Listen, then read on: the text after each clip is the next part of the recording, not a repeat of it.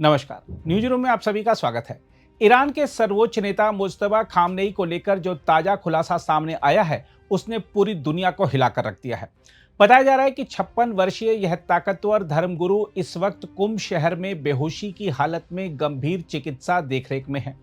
यह खबर पूरे ईरान की सत्ता संरचना के हिल जाने का संकेत है।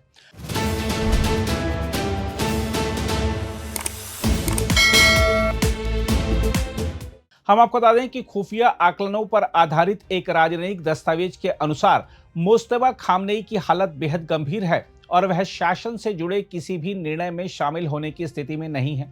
यह पहली बार है जब उनकी वास्तविक लोकेशन सार्वजनिक रूप से सामने आई है। अब तक उनकी मौजूदगी को लेकर कई तरह के कयास लगाए जा रहे थे, लेकिन अब साफ हो गया है कि सत्ता का असली केंद्र कहीं और खिसक चुका है।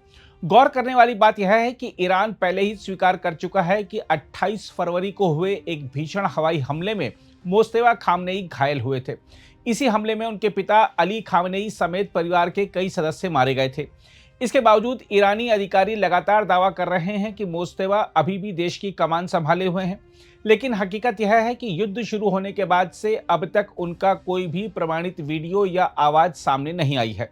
केवल लिखित बयान जिन्हें सरकारी मीडिया पर पढ़कर सुनाया गया और हाल ही में जारी एक एआई से तैयार किया गया दृश्य ही जनता को दिखाया गया है। यही खामोशी अब सबसे बड़ा सवाल बन चुकी है। विपक्षी समूहों का दावा है कि मुज्तबा खामनेई कोमा में हैं, जबकि कुछ अपुष्ट खबरें कहती हैं कि उन्हें गंभीर चोटें आई हैं, जिनमें हड्डियां टूटना और चेहरे पर गहरे घाव शामिल हैं। अगर यह सच है तो इसका मतलब साफ है कि ईरान की सर्वोच्च सत्ता इस समय नेतृत्व विहीन हो चुकी है। इस पूरी स्थिति ने सत्ता के वास्तविक नियंत्रण को लेकर गहरे संदेह पैदा कर दिए हैं।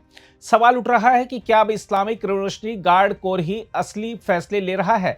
क्या मुज्तबा खामनेई सिर्फ नाम मात्र के नेता बनकर रह गए हैं? इन सवालों ने वैश्विक स्तर पर हलचल मचा दी है। अमेरिका के राष्ट्रपति डोनाल्ड ट्रंप के हालिया बयान ने इन आशंकाओं को और मजबूत कर दिया है।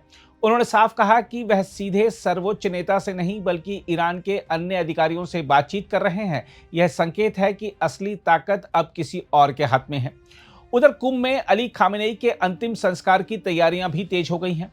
खुफिया सूत्रों के अनुसार एक विशाल मकबरे का निर्माण किया जा रहा है, जिसमें कई कब्रें बनाई जा सकती हैं। लेकिन यहाँ भी एक असामान्य देरी ने नए सवाल खड़े कर दिए हैं।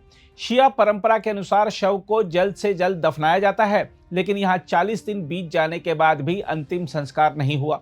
यह देरी सिर्फ रस्मों की नहीं बल्कि अंदरूनी उथल पुथल की गवाही दे रही है।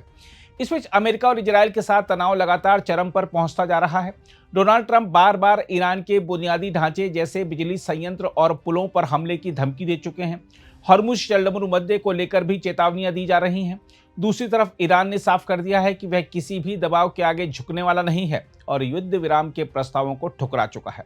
बहरहाल पूरी दुनिया इस वक्त एक ऐसे मोड़ पर खड़ी है जहां एक देश की अंदरूनी कमजोरी वैश्विक संकट में बदल सकती है। ईरान में सत्ता का यह धुंधलापन न केवल क्षेत्रीय स्थिरता को बढ़ा रहा है बल्कि यह भी संकेत दे रहा है कि आने वाले दिन और ज्यादा खतरनाक हो सकते हैं। सवाल अब सिर्फ यह नहीं है कि मुज्तबा खामनेई जिंदा हैं या नहीं, बल्कि यह है कि ईरान को असल में चला कौन रहा है।